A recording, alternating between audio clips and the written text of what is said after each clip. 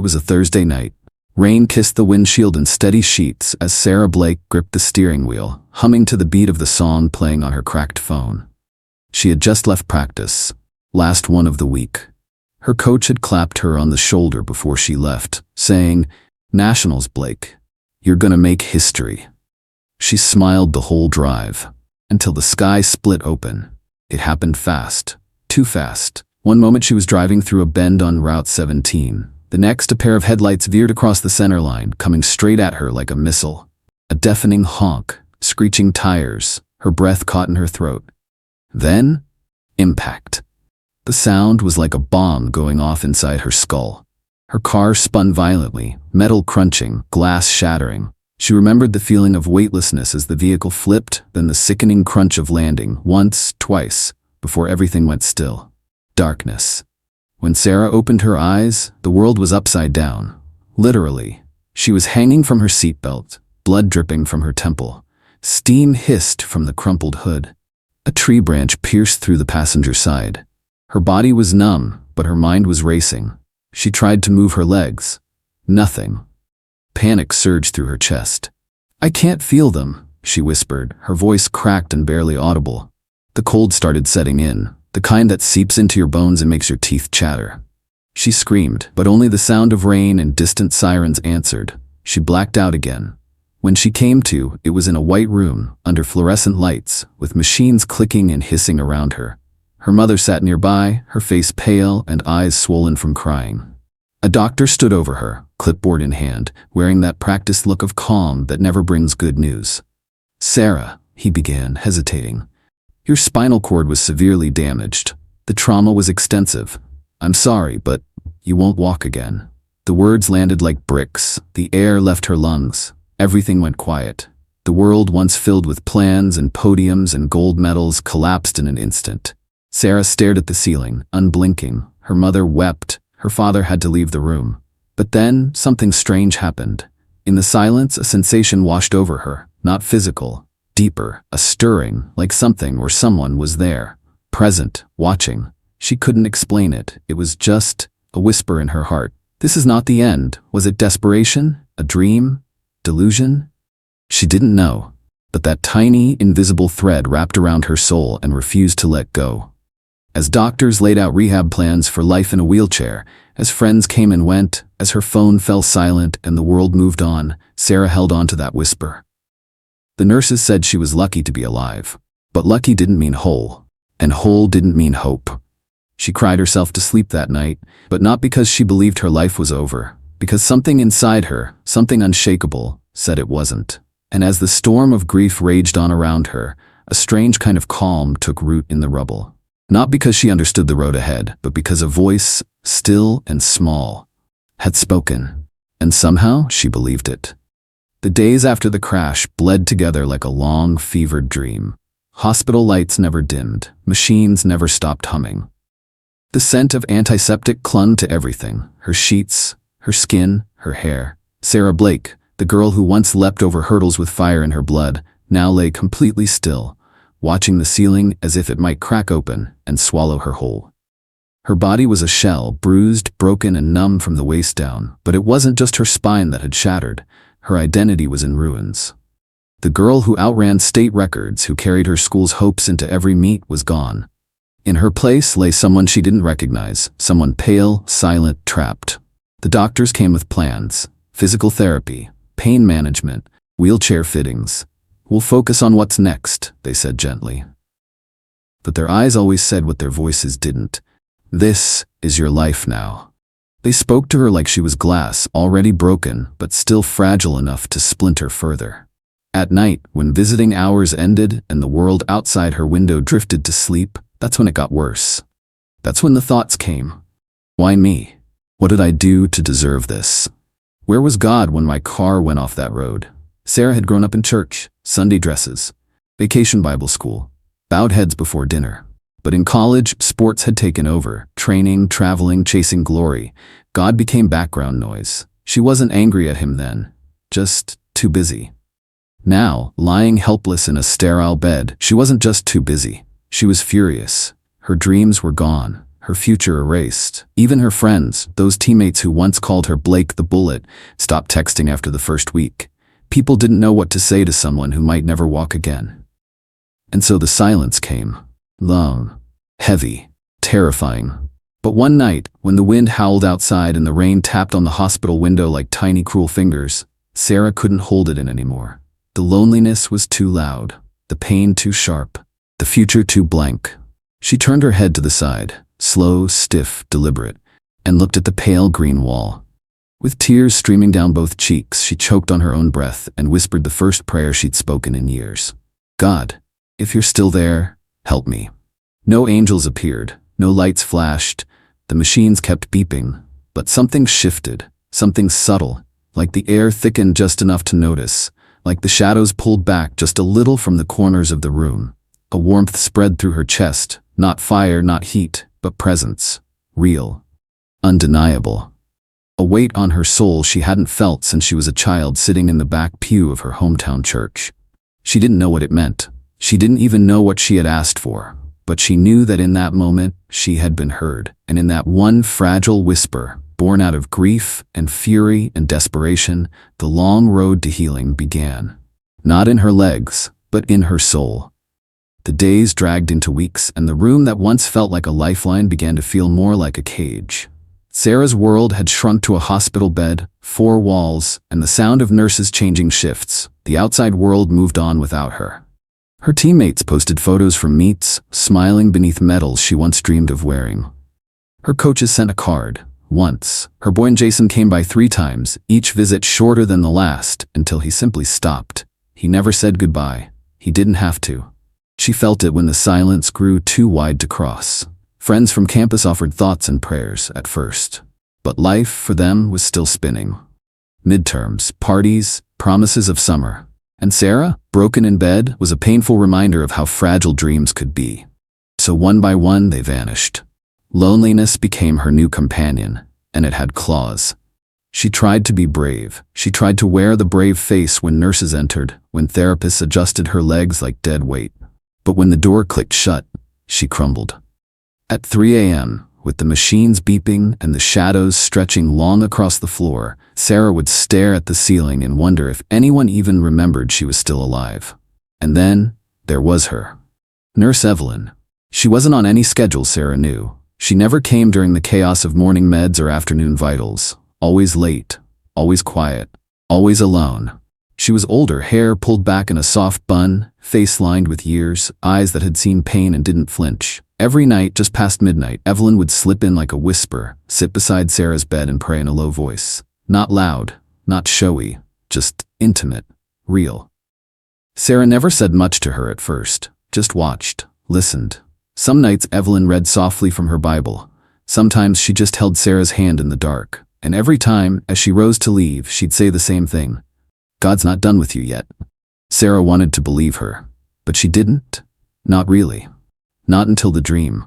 It came one night after another painful therapy session, her limbs refusing to respond, her hope crumbling like dry leaves. That night, Sarah cried herself into a restless sleep, her pillow damp with tears and sweat. And then, she saw him.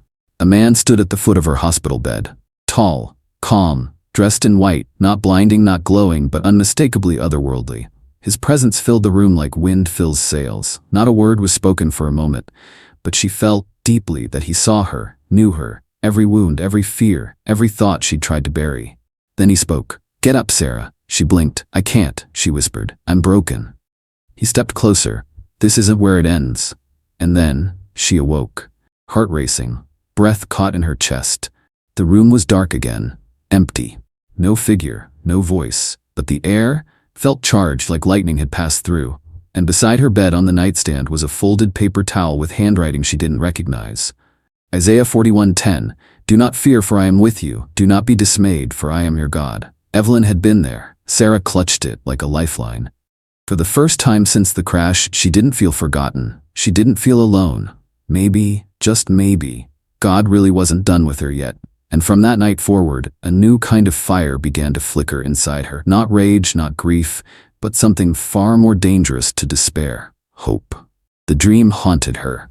In the best way. For days after that night, Sarah couldn't stop replaying it in her mind. The man in white, the stillness of his voice, the certainty in his words. This isn't where it ends. It felt too real to be a product of sleep, too precise. She didn't tell the doctors, not yet, but every time she closed her eyes, she saw his face, not glowing, not wholly in some cartoonish way, just knowing, like he'd already seen what she couldn't yet imagine.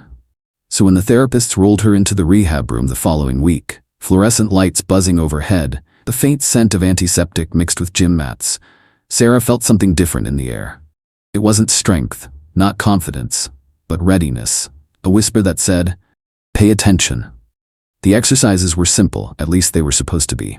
A therapist named Kyle positioned her legs with gentle, practiced movements, then began the usual routine. Flex this, hold that, breathe, stared at the ceiling, bored and numb, literally.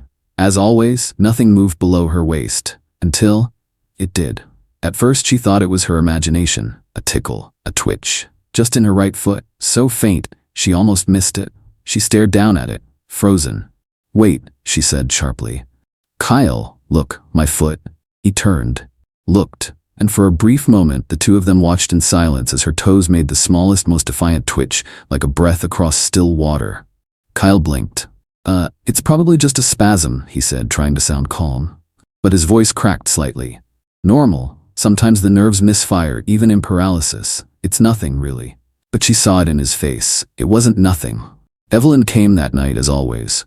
Sarah was sitting up straighter than usual, her eyes bright with something she hadn't carried in months. She told her everything, the twitch, the therapist's face, the way her foot moved like it remembered something her spine forgot.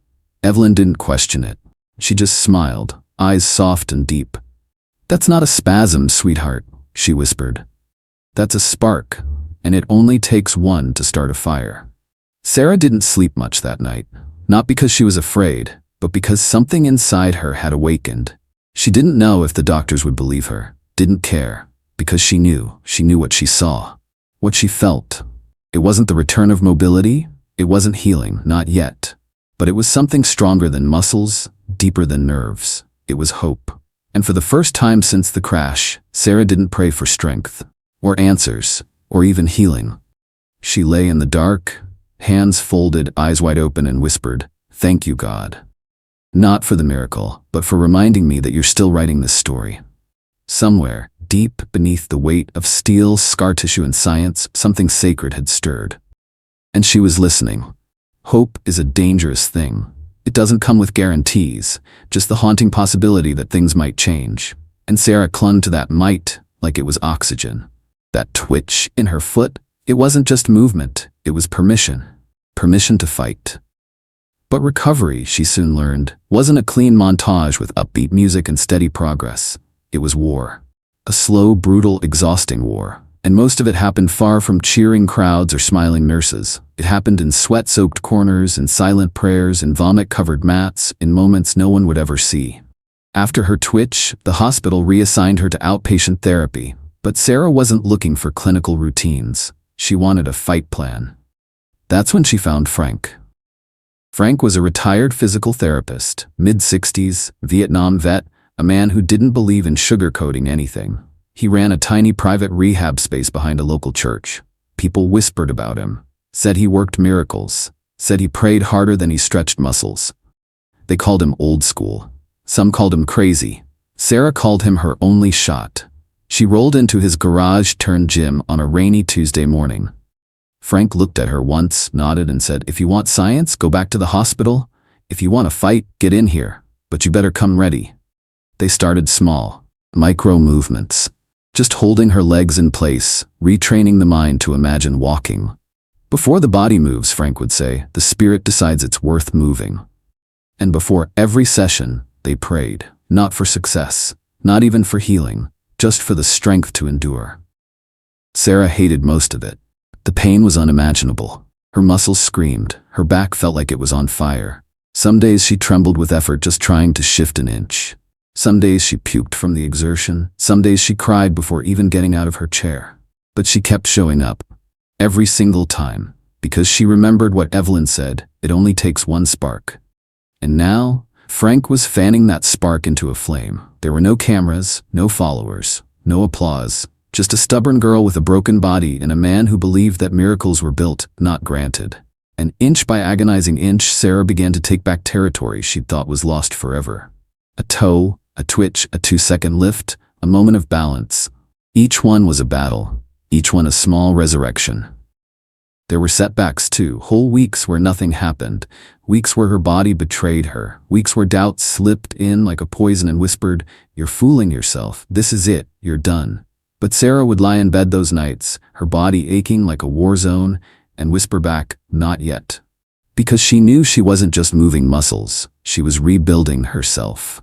Her fire, her faith, her identity. She wasn't walking yet, not even close, but she was rising, and that, in itself, was a miracle.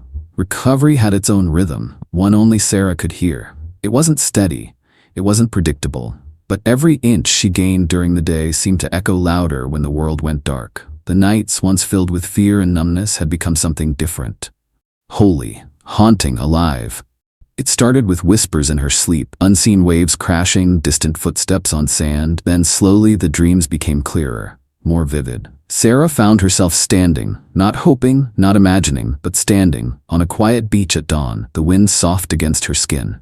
She looked down, saw her bare feet digging into the cool, damp shore. She could feel it, every grain of sand, every shift in the earth beneath her heels. In the dream, she ran, not out as a miracle, not as a spectacle, just as herself. Wild, free, whole.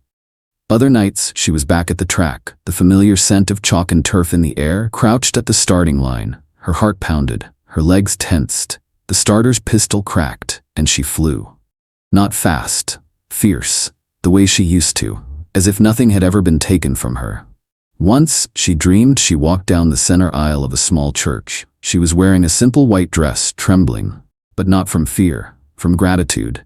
People stood on both sides, hands over their mouths, eyes wet with disbelief. At the end of the aisle was no groom, just a wooden cross, bathed in soft golden light. And as she approached it, her legs never faltered, not once.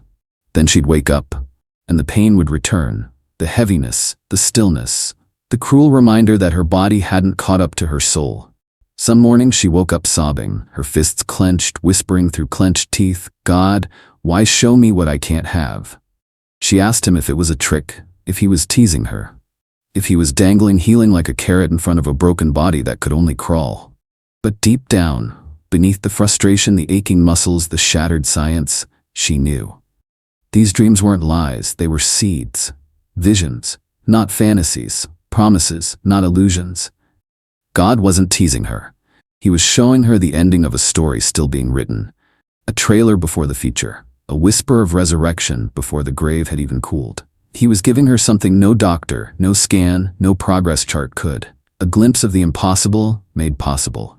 Sarah started to look forward to the nights, not to escape, but to prepare, to believe. She'd go to bed whispering, "Show me again." And every time she dreamed, the vision got sharper, more solid, less like a fantasy, more like a memory from the future. Frank noticed it too. In her eyes, in her drive. "You move like someone who already knows how this ends," he said one day. She smiled through her sweat. "Maybe I do." She wasn't walking in the real world, not yet. But in her dreams, she had already crossed the finish line.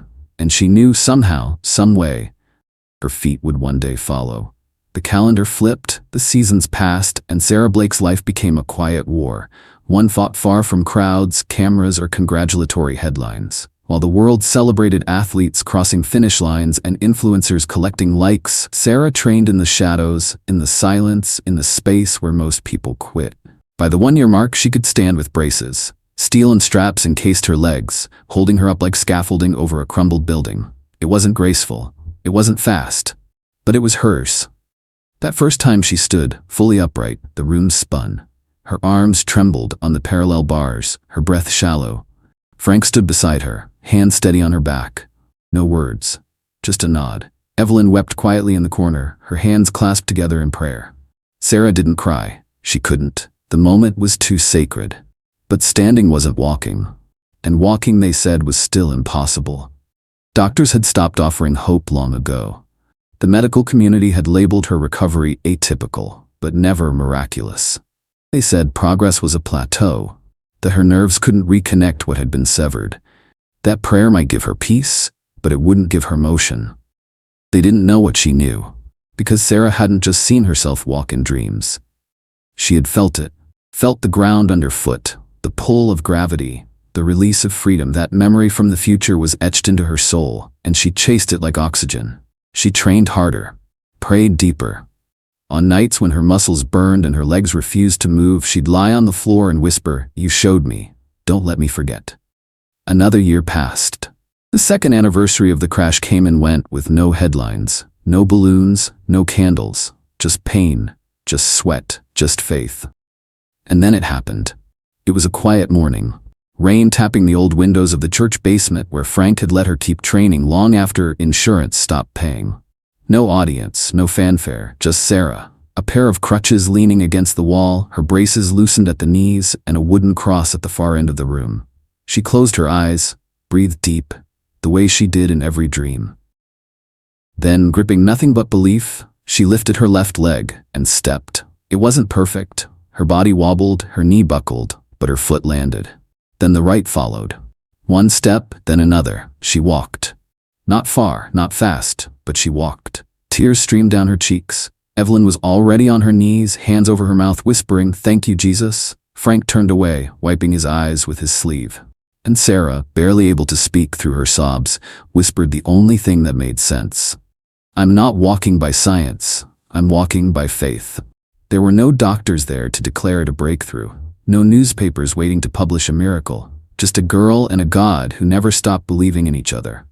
What they called impossible, she called prayer. What they called delusion, she called destiny. What they called a fluke was the first step of a promise fulfilled. And though her legs were trembling, her soul had never stood taller. Sarah never intended to inspire anyone. She wasn't chasing followers, attention, or sympathy. For so long, her battle had been personal, fought in silence, in sweat-soaked mats and midnight prayers, in the invisible trenches of despair where miracles often begin. But after that morning in the church basement, when she took her first unassisted steps toward the wooden cross, something inside her shifted. She felt it like a calling.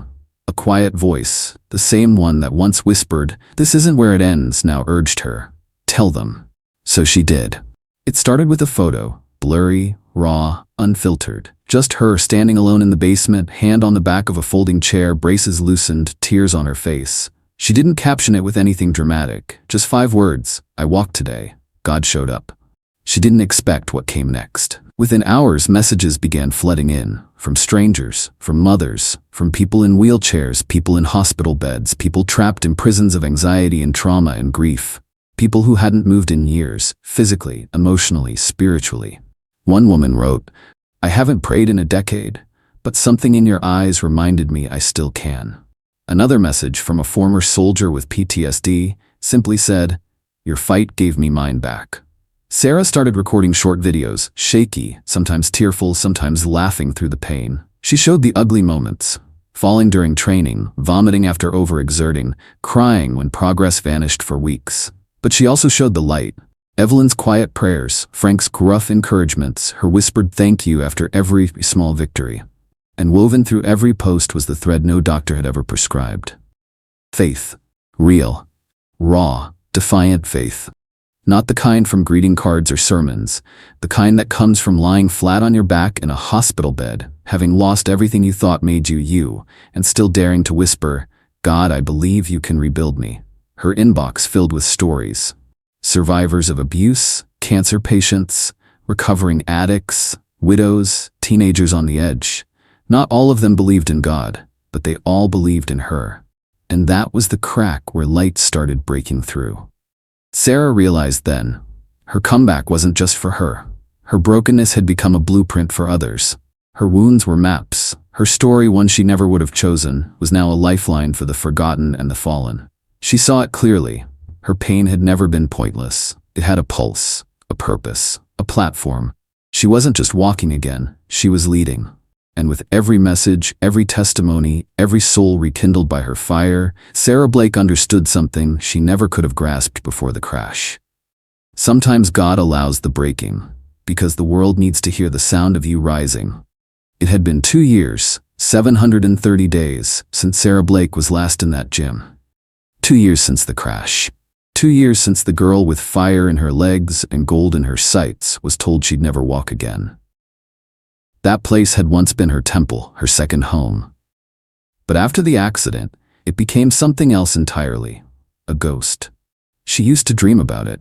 Not the gym itself, but the act of walking through those doors again. Upright, unassisted, not as an athlete trying to prove herself, but as a miracle walking among skeptics. And now, finally, that day had come. Sarah stood in the parking lot for a long moment, her hand trembling slightly as it hovered over the door handle. The building hadn't changed. Same gray siding, same faded logo above the entrance. Same scent of chalk and ambition drifting out through the vents. But she had changed. The last time she was here, they carried her out on a stretcher. This time she would walk in on her own. She exhaled, opened the door, and stepped inside. At first, no one noticed. The weight room buzzed with noise, metal clanking, shoes squeaking, teammates shouting across courts. But then someone turned, a barbell dropped, and slowly, one by one, they froze. Her old coach, clipboard in hand, looked up and went pale. His mouth opened, but no sound came. Sarah took another step, then another. Her movements were deliberate, her gait slow but solid. She walked without braces, without crutches, just her legs, her faith. Gasps filled the air. Someone whispered her name like it was a legend come to life. A teammate covered her mouth, tears already falling. Another dropped to a bench and shook his head in disbelief. Coach finally stepped forward, eyes wide, lips trembling. "Sarah?" She smiled through the lump rising in her throat. "Hey, Coach." He dropped his clipboard. It hit the floor with a thud that echoed louder than the weights around them. And then, silence broke. A rush of footsteps, arms wrapping around her, tears mixing with laughter, voices asking the same impossible question. How? She could have said physical therapy. She could have said years of pain and sweat. She could have told them about Frank, about Evelyn, about the nights she wanted to quit. But none of that really explained it. So she gave them the only answer that ever made sense. God. Just one word, steady, certain. And the whole room cried. Because in that moment, they didn't just see a girl walking, they saw something bigger than science, bigger than sport. They saw faith with legs. They saw a resurrection with sneakers. They saw the impossible, breathing, sweating, standing right in front of them. Sarah didn't come back to prove them wrong. She came back to prove him right. She wasn't the fastest anymore. She didn't need to be. Because walking into that gym wasn't about speed. It was about grace. About finishing the story they all thought ended 2 years ago. And as she stood beneath the same lights that once crowned her victories, Sarah knew she'd already won the greatest race of her life. Sarah Blake never asked to be a speaker. She never dreamed of standing on stages with microphones and spotlights. All she ever wanted was to run, to move freely, to chase victory with burning lungs and pumping legs. But God had rewritten that script in a language she never expected. Limp, not leap. Whisper, not roar. Miracle, not metal. Today she walks into high schools, churches, recovery centers, and trauma wards, not as a celebrity, but as a survivor. Her gait is uneven. One leg drags slightly behind the other. She grips the railing tightly when going upstairs. Pain is still part of her daily rhythm. Some mornings she winces just tying her shoes, but she shows up every single time because the limp is proof she's still moving. She doesn't hide the scars anymore. She talks about the crash, the hospital, the silence, the abandonment, the anger, the nightmares, the doubt. And then she talks about the moment it all changed. Not in the doctor's office, but in the dark, when her soul screamed into the void and God answered with a whisper. This isn't where it ends. At one event in Ohio, she stood in front of a packed auditorium. Kids fidgeted in their seats, phones buzzing in their laps. But when Sarah limped onto the stage, no music, no slideshow, just a small woman in jeans and a cross around her neck, something shifted. She stood beneath the lights, took a breath, and began. They said I'd never walk again, she said, voice trembling. They had charts, x-rays, experts, and I believed them. For a while. The room went still. But then one night, I asked God if he was still there. And I heard something in my heart say, get up. Not physically, spiritually. So I did, inch by inch, prayer by prayer, with braces, with pain, with nothing but a spark of hope. She paused, looked across the room. Students leaned forward, adults wiped their eyes. I shouldn't be walking, she said, tears now falling freely. But here I am. A beat of silence. Because God writes better endings than any doctor ever could. And then, with a smile that held the weight of 2 years in hell and the light of heaven itself, she added, they said I'd never walk, but God said watch her. The crowd rose in a standing ovation, but Sarah barely noticed. Because in that moment, she wasn't thinking about applause, she was thinking about the girl in the hospital bed, the one who couldn't move, couldn't breathe, couldn't believe. And she whispered to her in her heart, we made it. Sarah's story didn't end in that ravine, or that hospital, or that gym. It ended here, in this strange new life of limping and leading, of pain and purpose, of fire and faith. And somehow she knew. It was never about walking again. It was about rising.